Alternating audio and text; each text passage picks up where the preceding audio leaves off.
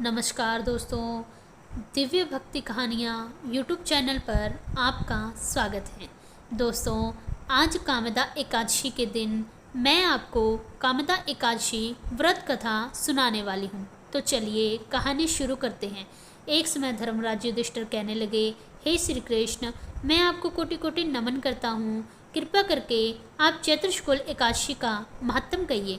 श्री कृष्ण कहने लगे, हे धर्मराज, यही प्रश्न एक समय राजा दिलीप के जी ने गुरु वशिष्ठ से पूछा था। उन्होंने जो कहा अब मैं तुमसे कहता हूँ। प्राचीन काल में भोगीपुर नामक एक नगर था। वह नगर अनेक प्रकार के ऐश्वर्यों से संपन्न था। उसमें पुंडरीक नाम का एक राजा राज्य करता था। भोगीपुर नगर में अनेक अप्सरा, किन्नर तथा गंधर्व वास करते थे। उनमें से एक जगह ललित और ललिता नाम के दो स्त्री पुरुष अत्यंत वैभवशाली घर में निवास करते थे। उनका एक दूसरे में अत्यंत स्नेह था। वे दोनों एक दूसरे से अलग होने पर व्याकुल हो जाते।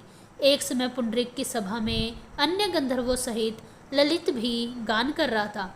गाते गाते उनको अपनी प्रिय ललिता का ध्यान आ गया और उसका स्वर भंग होने के कारण गाने का स्वरूप बिगड़ गया। ललित के मन के भाव को कारकोट नामक एक नाग ने पहचान लिया और रस भंग होने का कारण राजा से कह दिया। तब पुंडरीक ने क्रोधपूर्वक कहा कि तू मेरे सामने गाता हुआ अपने स्त्री का स्मरण कर रहा है, अतः तू कच्चा मांस खाने वाला और मनुष्यों को खाने वाला राक्षस बन के कर्मों का फल भोग। पुंडरीक के श्राप से ललित उसी क्षण महाकाय और विशाल दैत्य के रूप में प्रकट हो गया।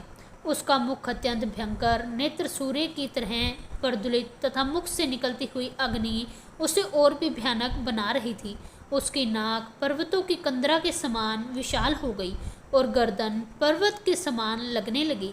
सिर के बाल पर्वतों पर खड़े वृक्षों के समान लगने लगे और भुजाएं अत्यंत लंबी हो गई। कुल मिलाकर उसका शरीर 8 योजन के विस्तार में बदल गया। इस प्रकार राक्षस होकर वह अनेक प्रकार के दुखों को भोगने लगा। जब उसकी प्रियतमा ललिता को यह वृत्तांत मालूम हुआ तो उसे अत्यंत दुख हुआ और वह पति के उद्धार का सोचने लगी। वह राक्षस अनेक प्रकार के घोर दुख सहता हुआ घने वनों में रहने लगा। उसकी स्त्री उसके पीछे पीछे जाती और विलाप करती। एक बार ललिता अपने पति के पीछे घूमती घूमती विंध्याचल पर्वत पर पहुंच गई, जहां पर श्रृंगी ऋषि का आश्रम था।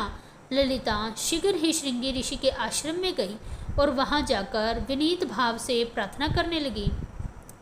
उसे देखकर श्रृंगी ऋषि बोले, हे सुभगे, तुम कौन हो और यहाँ किस लिए आई हो? ललिता बोली, हे मुने, मेरा नाम ललिता है। मेरा पति राजा पुंडरीक के श्राप से एक विशालकाय राक्षस हो गया है। इसका मुझको महान दुख है। उसके उद्धार का कोई उपाय बतलाइए। श्रृंगी ऋषि बोले, हे गंधर्व कन्या, अब चैत्र शुक्ल पक्ष की एकादशी आने वाली है, जिसका नाम कामदा एकादशी है। तू इस एकादशी का व्रत श्रद्धा भाव से कर। इसके पुण्य का फल अपने पति को दे। वह राक्षस योनि से मुक्ति पा जाएगा और राजा का श्राप भी अवश्यमेव शांत हो जाएगा। मुनि के ऐसे वचन सुनकर ललिता ने चैत्र शुक्ल एकादशी आने पर उसका व्रत श्रद्धा भाव से किया। द्वादशी को ब्राह्मणों को भोजन कराया और व्रत का फल अपने पति को देती हुई भगवान से प्रार्थना करने लगी कि हे प्रभु, मैंने जो व्रत किया है इसका फल मेरे पति को प्राप्त हो, जिससे वह राक्षस योनि से मुक्त हो जाए। एकादशी का फल देते ही उसका पति राक्षस योनि से मुक्त होकर अपने पुराने स्वरूप में वापस आ गया। फिर अनेक सुंदर वस्त्राभूषणों से युक्त होकर ललिता के साथ विहार करने लगा। उसके पश्चात वे दोनों विमान में बैठ के स्वर्गलोक को गए। वशिष्ठ मुनि कहने लगे कि हे राजन, इस व्रत को विधिपूर्वक करने से समस्त पापों का नाश हो जाता है तथा राक्षस आदि योनि भी छूट जाती है। संसार में इसके बराबर कोई दूसरा व्रत नहीं है। इसकी कथा को पढ़ने और सुनने से वाजपेयी यज्ञ का फल मिलता है। तो दोस्तों, आपको यह कहानी कैसी लगी? यदि आपको कहानी पसंद आए तो मेरे चैनल को सब्सक्राइब करें, वीडियो को लाइक करें और कोई गलती हो तो क्षमा करें। धन्यवाद।